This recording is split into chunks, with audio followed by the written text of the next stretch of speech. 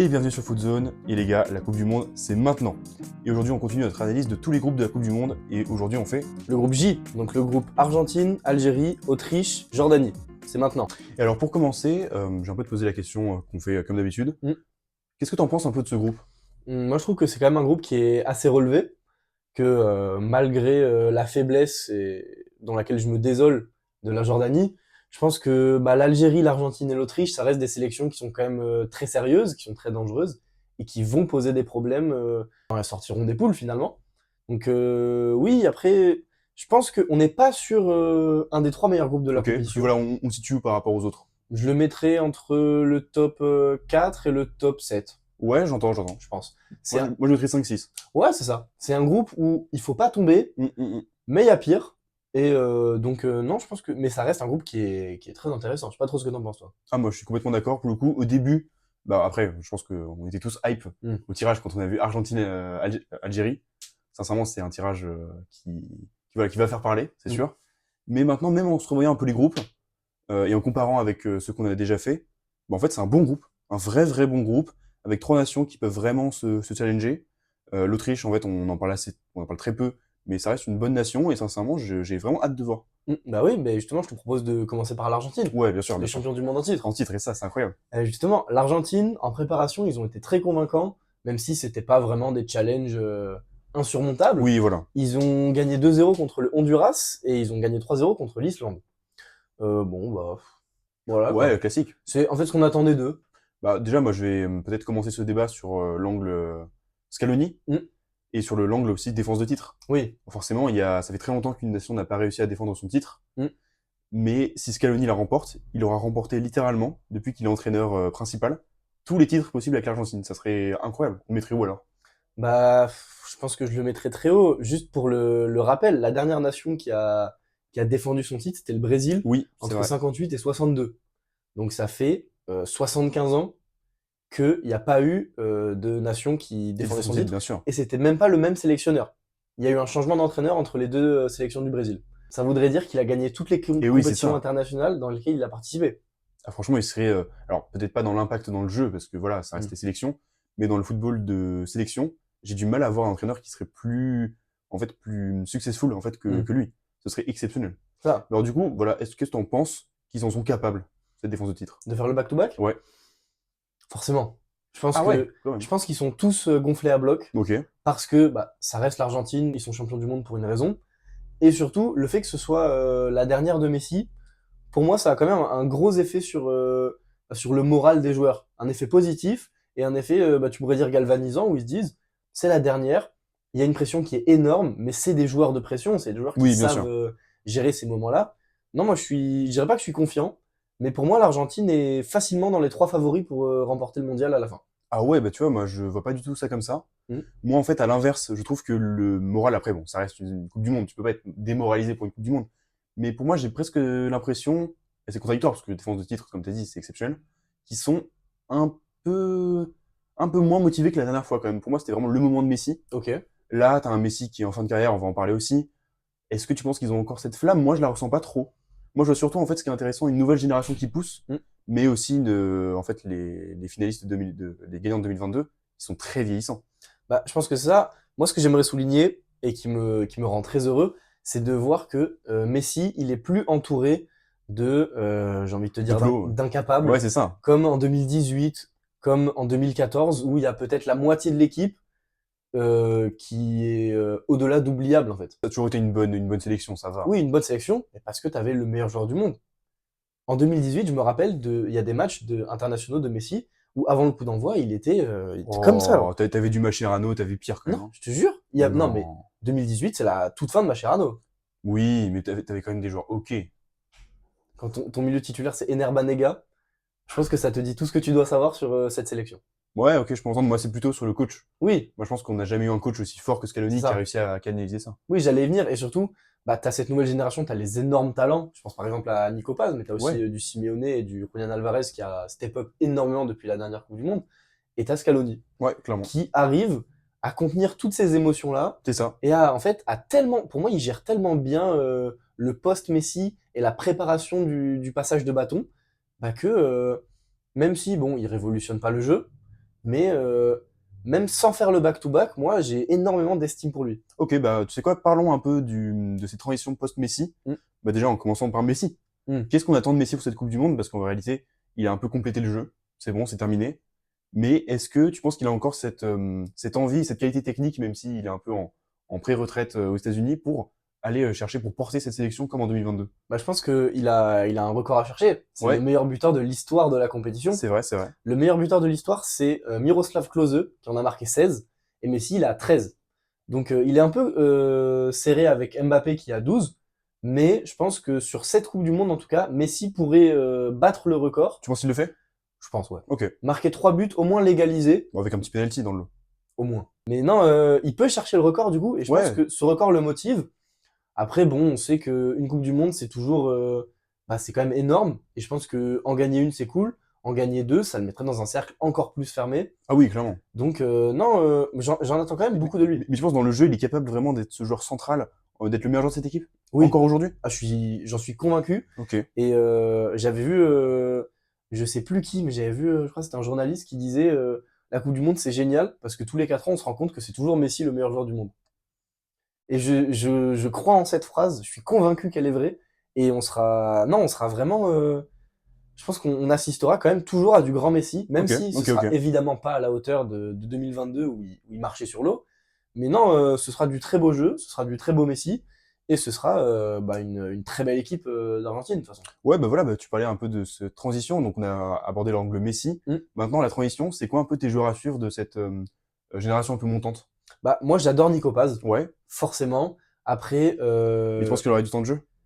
en tout cas, peut-être pas tout de suite, Mm. parce que sa carrière, elle est quand même très jeune. Il a, on va dire, 1 an et demi de carrière Oui, voilà, au très très haut au niveau. très très haut niveau, et 1 an où il est excellentissime, c'est cette saison-là. Donc non, je pense que si c'est pas maintenant, ce sera la prochaine, et c'est pas grave, que il a pas du tout montré tout ce qu'il peut montrer, et que si il arrive à revenir au Real au bon moment, Ouais. que peut-être il fait une saison de plus à com, peut-être deux si jamais il est pas encore prêt et pour encore se donner de la confiance. Je pense qu'il peut vraiment aller très très très loin. Moi, j'aurais bien aimé qu'il reste encore une saison de plus sous Fabregas, avec cette Ligue des Champions. Mm. Mais moi, mon joueur à suivre, c'est aussi un milieu. Ok. C'est aussi un issu de cette nouvelle génération, mais c'est pas Nico Paz. Hmm, C'est son pendant qui a signé en plus à Chelsea cet été, c'est Valentin Barco. forcément. Valentin Barco qui, est-ce que c'est encore une révélation? En réalité, il était déjà fort l'année dernière. Mm. En fait, c'est le digne successeur de André Santos, qui était monstrueux à Strasbourg. Là, franchement, il a porté le milieu strasbourgeois sur son dos. Mm. J'ai trouvé monstrueux partout. En réalité, quand il n'était pas là, il y avait une baisse de forme terrible. Moi, je les mettais dans mon équipe type de Ligue 1, pour te dire à quel point il est fort. Et le fait qu'il est à Chelsea, forcément, c'est un peu décevant. Moi, je suis fan de Ligue 1, j'aurais bien aimé le voir encore un peu plus. Ça parlait au PSG, pour moi, c'était le profil parfait au PSG. À Chelsea, on sait que pareil que Nico Paz, en fait, le contexte est compliqué. Hâte de voir ce que ça donne. Ouais. Mais moi, je pense que ces deux-là, Nico Paz et Valentin Barco, c'est eux qui doivent passer devant sur ces joueurs un peu vieillissants. Et même McAllister qui fait une saison très très très très très compliquée, un des pires joueurs de Liverpool. J'espère qu'ils vont vraiment prendre les clés du camion et s'affirmer dans ce milieu-là, parce que un milieu Barco, Nico Paz, ça fait rêver. Ah oui, non, mais complètement. Mais je pense que surtout, Scaloni, là où il est très fort, c'est qu'il gère bien cette transition. Mm. Moi, j'ai trouvé que, par exemple, il gère bien le cas Otamendi, qu'il a su vraiment, au bon moment, faire cette descente, le faire jouer de moins en moins, et le remplacer, du coup, par Cuti Romero, par Senesi, il y a Balerdi, il y a Medina, Ouais, qui bah ont leur place dans cette équipe. on est d'accord, je pense que la charnière, ce sera Senesi et Romero. Oui, je pense. Ok. Obligatoire. Parce que même si Senesi est un peu venu au dernier moment, qui remplace Balerdi, Balerdi, qui c'est ça, s'est c'est ça. blessé, je pense que Senesi, il est quand même meilleur Ouais, j'entends. que tous les autres qui sont à son poste. Donc, j'ai trouvé ça d'ailleurs bizarre qu'il ait pas été sélectionné en premier lieu. Oui, moi, totalement. Moi, Mm. je l'aurais mis devant Balerdi de très très loin. Ah oui. Mais non, maintenant, je pense que ouais, c'est une équipe en complète. Le seul petit point faible, c'est sur les latéraux, où Mm. c'est encore un peu faible. Tagliafico sort pas de sa meilleure saison, Mm. et Nahuel Molina ou Montiel, en 2026, c'est pas possible. Mais sinon, c'est une sélection complète avec un vrai banc, avec des joueurs de méga talent. Julian Alvarez, il peut encore marquer de son empreinte cette Coupe du Monde. Mm. Lui qui avait été excellentissime face à la Croatie, il avait fait un match all-time. Donc moi, très confiant, pour moi, c'est la nation numéro 1 de ce groupe Ouais, c'est évident. sans doute. Mais je pense que, en fait, on peut encore être choqué. Je Ah pense ouais, que, je dans, pense dans cette phase de groupe ou dans cette Coupe du Monde? les deux. par Ouais. l'Argentine, je pense qu'on n'a pas tout vu. Phase de groupe, je pense que sincèrement, ça sera. Ah oui, c'est du tout cuit. Voilà. À part si c'est compliqué contre l'Algérie, là, à l'heure où on filme, ils n'ont pas encore joué C'est ça, leur premier match. match de ce soir. Donc, non, mais je sais pas, moi, je suis quand même très confiant. Oui, voilà, voilà. Et je pense que Messi peut aller chercher son 49e trophée. Et ce qui serait du coup son 4e trophée international si on compte pas les Jeux Olympiques de 2008. Ok, je comprends parce que franchement, ils ont des forces énormes. Mm. Moi, personnellement, je les mets pas dans les 3 favoris. Mon premier favori, ce serait l'Espagne. Ok. Vraiment le favori numéro 1, malgré leur accro qu'on a vu hier. En 2, je mettrais la France, parce que le réservoir offensif et le potentiel est dingue. On a parlé dans notre dernière vidéo, donc n'hésitez pas à aller checker. Et en 3e, je mettrais presque l'Angleterre devant, tu vois. Ah ouais? Parce que je trouve que le potentiel, encore une fois, est quasiment aussi grand que la France. Donc voilà, ce seraient mes 3 favoris. Ok. Et tu mettrais l'Argentine en 5e? 4e, 5e, ça dépend. Plutôt 4e, hein, plutôt 4e. Ok. Ok. Ça va, non, je capte. Bah, moi, mes 4 favoris, ce serait plutôt en premier l'Espagne, Ouais, en deuxième la France et en troisième l'Argentine. ok, bah, ça s'entend totalement. Et je suis assez peu confiant pour l'Angleterre, qui m'avait, pendant l'Euro 2024, m'ont pas vraiment convaincu, même ils sont allés quand même en finale, et en finale, ils ont été assez bons, je trouve, mais ils m'ont pas convaincu. C'est un plan de jeu que j'aime pas. Dans ce trio quatuor de favoris, elle y est Ouais, clairement. c'est ça. Et en fait, ce qu'on peut résumer un peu tout ce qu'on a dit, c'est qu'elle a beaucoup à gagner en fait. C'est Très ça. peu à perdre, tout à gagner Hmm. dans cette défense de titre. Et bah, je propose qu'on parle de l'adversaire de ce soir, de l'Argentine, Allez, l'Algérie. ouais. Bah, l'Algérie, du coup, en préparation, ils ont fait une victoire 1-0 contre les Pays-Bas, sur Oui, le but d'Anis Hadj Moussa, et ils ont fait une victoire 4-0 contre la Bolivie. tout à fait. Donc c'est une préparation qui est très convaincante. Et eux, dans ce groupe, ils commencent par jouer l'Argentine et ensuite Jordanie-Autriche. Donc c'est le plus gros tout de suite. Après un Si, creux, ouais, c'est un peu c'est ça. en S'ils flèche descendante. réussissent à faire un résultat contre l'Argentine, bah, ce sera forcément plus facile après. Oui, Mais s'ils perdent, ils se mettent dans une situation un peu compliquée où ils doivent absolument gagner contre l'Autriche. L'Algérie, c'est leur première Coupe du Monde depuis 2014. c'est vrai. Avec cette Euh, fameuse Coupe du Monde 2014, bien c'est sûr. ça, celle au Brésil où ils sont sortis en huitième de finale contre l'Allemagne et c'était Dans un vraiment, match mémorable. c'était dommage. Et bah, je me rappelle, j'avais noté deux performances à l'époque, Ouais. deux joueurs qui m'avaient vraiment marqué, c'était Mboli, du coup le gardien, Fegouli le milieu.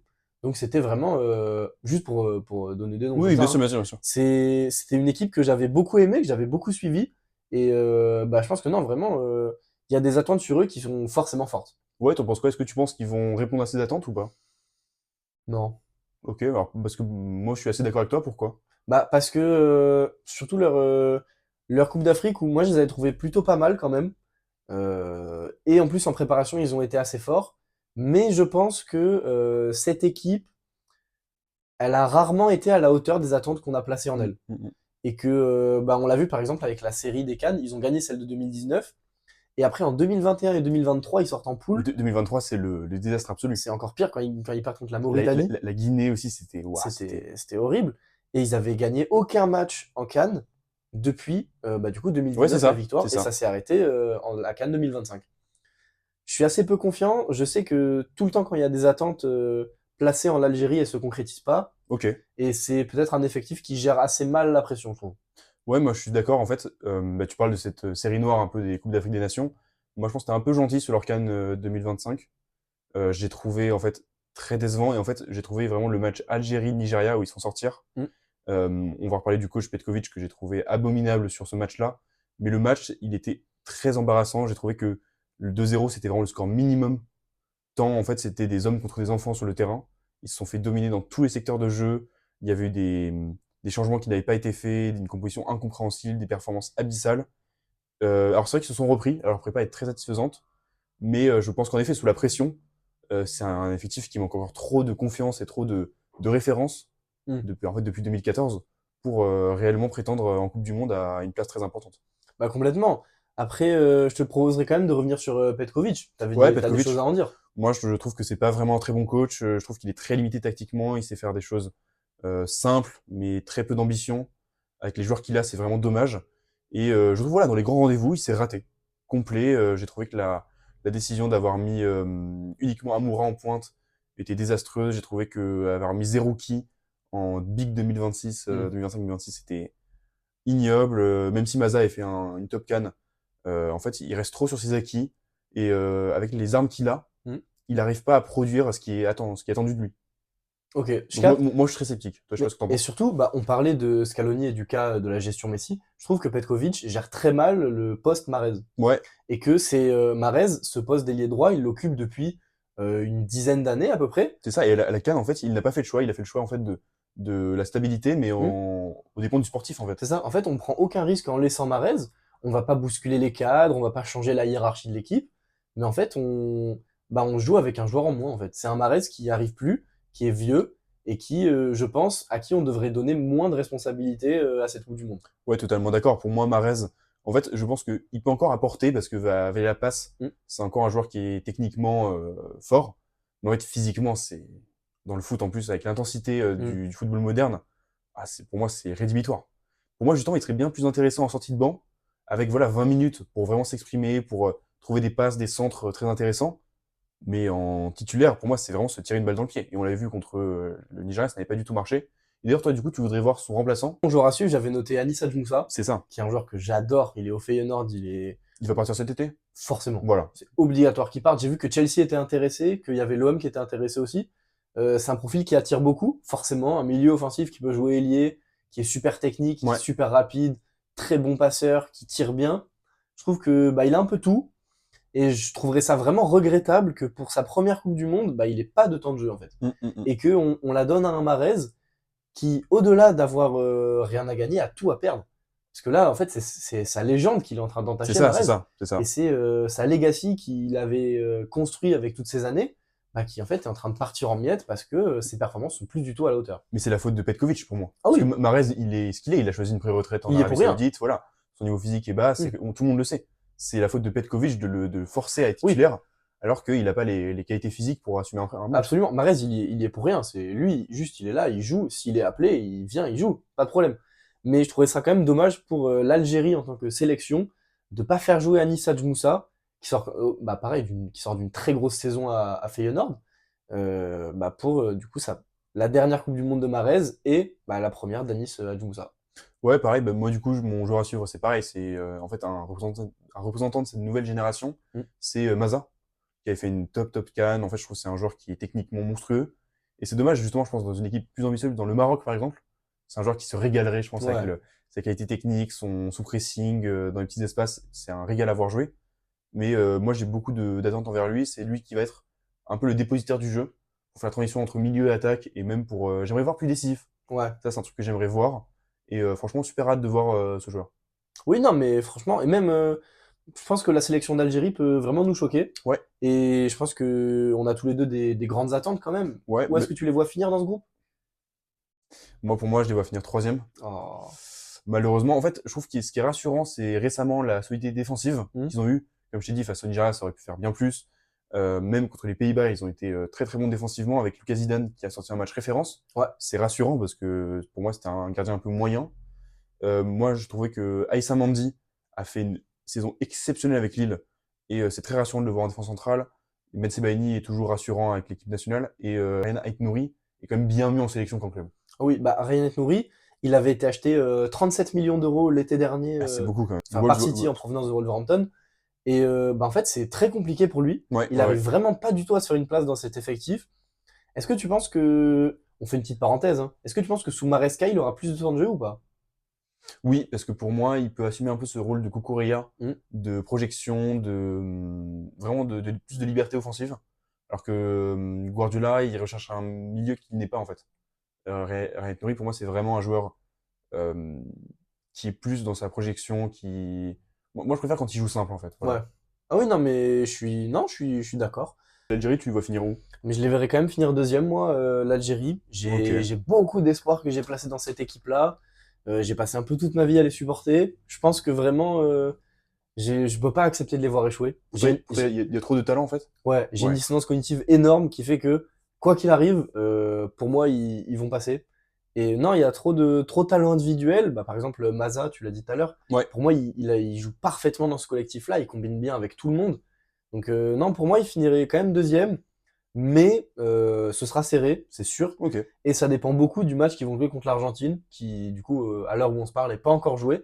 Mais je sais pas, je pense que en cas de victoire contre l'Argentine, ce serait une deuxième place assez confortable. Oui. Mais si c'est une grosse défaite, s'ils prennent, je sais pas, par exemple 3-4-0, ou qu'ils font un nul, où c'est vraiment pas rassurant, je perdrai peut-être un peu de ma positivité. Ok, très bien. Bah écoute, on passe à l'Autriche. Ouais, allez, passons à l'Autriche. L'Autriche, en préparation, ils ont fait qu'un seul match, Ouais, et c'est une petite victoire 1-0 contre la Tunisie. La Tunisie, on le sait, voilà. elle est tous les deux dans nos pires équipes du mondial. Et c'est une victoire où ils n'ont pas été brillants d'ailleurs, donc c'était juste. Ils ont pris un rouge en plus, je crois. Ouais, donc c'est vraiment pas glorieux. Ok. Et dans l'ordre, ils font Jordanie, Argentine, Algérie.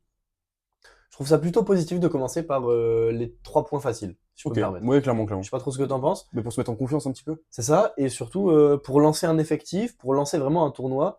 On sait que le premier match d'une Coupe du Monde, c'est peut-être le plus important, Oui. et que ça lance peut-être le tempo. S'ils mettent 6-0 à la Jordanie, ça lance un tempo où tout le groupe se dit il faut faire attention vraiment pour le coup à l'Autriche. Ouais, l'Autriche, on n'en parle pas souvent. C'est pas la nation européenne qui fait le plus rêver. Mm. Maintenant, je trouve que ça reste quand même solide. Ouais, Franchement, sur le papier, moi, j'ai des super joueurs. Il y a, en défense, il y a Konrad Laimer qui vient de sortir d'une superbe saison avec au Bayern de Munich. Même, tu as des défenseurs, tu as quand même bon, t'as Alaba, grosse interrogation. Mm. Il a rejoint un petit peu, ça c'est quand même dingue parce qu'il a tellement été blessé, c'en est presque une caricature. Mais tu as du Danso, tu as du Hafengruber à Elche qui a été très bon. Tu as du Posch, tu as du Lennart, donc plutôt sympa. Même au milieu, franchement, tu as du Schlager, t'as du Sabitzer, Mm. t'as du Schlager, franchement super, t'as Zivald, donc peut-être que tu nous en diras un petit mot après. Je trouve que c'est une équipe solide. oui. Franchement, voilà, peut-être pas l'équipe qui fait le plus rêver, une équipe solide. Oui, j'aimerais juste souligner rapidement Marcel Sabitzer qui Bien sûr. porte vraiment cette équipe de l'Autriche. Moi personnellement, quand il est parti de Leipzig pour aller au Bayern, je me suis dit que c'était maintenant que ça allait être vraiment, on allait découvrir un très grand milieu Ouais, d'Europe ouais, ouais. et qu'il allait dominer tous les classements du Ballon d'Or, qu'il allait nous apprendre le foot en fait pendant des années. Et au final, j'étais assez déçu. Ça s'est assez mal fini au Bayern. Il a signé à Manchester United, où moi personnellement je l'avais trouvé plutôt bon, voire Ouais, plus, c'était ok. mais ça avait pas trop passé en interne et tout ça. Il avait été envoyé à Dortmund où il joue toujours. Donc bon, c'est un peu le vétéran de cette équipe-là. Mais ça, c'est le joueur le plus important offensivement. Maintenant, ça reste un joueur ok, pas le meilleur joueur du monde. Mm. Non, mais sincèrement, ça reste une équipe solide. Toi, c'est quoi un peu ton joueur à suivre? Moi j'avais noté Nicolas Sivald, Bien sûr. donc le milieu de Leipzig, passé Mm. par Salzbourg. Je pense que tu pourrais en parler mieux que moi, je Bien pense. sûr, mais il a joué énormément cette saison. Il a joué 36 matchs Ouais. avec Leipzig, donc c'est immense. Il a été titulaire régulièrement. C'est un joueur qui, en fait, c'est un 6 qui récupère beaucoup de ballons, mais qui est très agile. Mm. Donc j'aimerais bien le voir. C'est vraiment très Oui. intéressant. Ce milieu, en fait, j'aime beaucoup avec Schlager, qui est aussi à Leipzig, qui est Ouais. revenu en deuxième partie de saison. C'est un milieu complémentaire et j'aimerais bien le voir. Il est déjà estimé à 25 millions d'euros. Ah oui. Donc c'est quand même beaucoup. Il a joué 90 minutes contre la Tunisie. Ouais, Donc en fait, c'est déjà une pièce maîtresse de cette équipe ouais, autrichienne. c'est ça, C'est c'est pas ça. un jeune en qui on place des espoirs. Donc oui, non, moi je suis très content. Et toi, c'est qui ton joueur à suivre? Ben moi, j'ai pas pu départager les deux. Moi, c'est les deux en fait nouveaux Mhm. nationaux. C'est Chukwuemeka et Vanner. Ok. Paul Vanner qui était un immense espoir, qui a pas trop joué, mais qui a du coup changé de nationalité. Avant, il était allemand Mhm. avec le Bayern et qui est du coup passé autrichien. Et Chukwuemeka, on a beaucoup plus vu, mais qui Mhm. en fait a toujours été barré. En fait, il manque cruellement de régularité. Et j'espère que là, avec ce changement de nation, il peut vraiment retrouver cette fiabilité Mhm. qui lui manque cruellement. Ouais. Bah ouais, je te propose de finir en beauté avec la Jordanie. Ouais, moi je vais pas te mentir, on est clairement sur une des trois pires nations du mondial à mon Ouais. sens. J'ai très peu de choses à dire. Pour moi, c'est le quatrième évident de ce groupe-là. Mhm. Qu'est-ce que t'en penses, toi? Bah moi je pense que quand même, le fait qu'il commence par l'Autriche, qui à mes yeux est le plus facile des Ouais, le plus trois, abordable, ouais. voilà, le plus abordable plutôt, fait que s'ils surprennent l'Autriche, Mm. bah en fait je serais pas surpris qu'ils finissent troisième, tu vois. Ok. Que si jamais il faut une victoire surprise, qui remonte, qui montre un niveau de jeu qui est pas mal, avec des individualités sur lesquelles on va revenir, non, je serais franchement très content. En préparation, ils ont perdu 4-1 contre la Suisse et 2-0 contre la Colombie.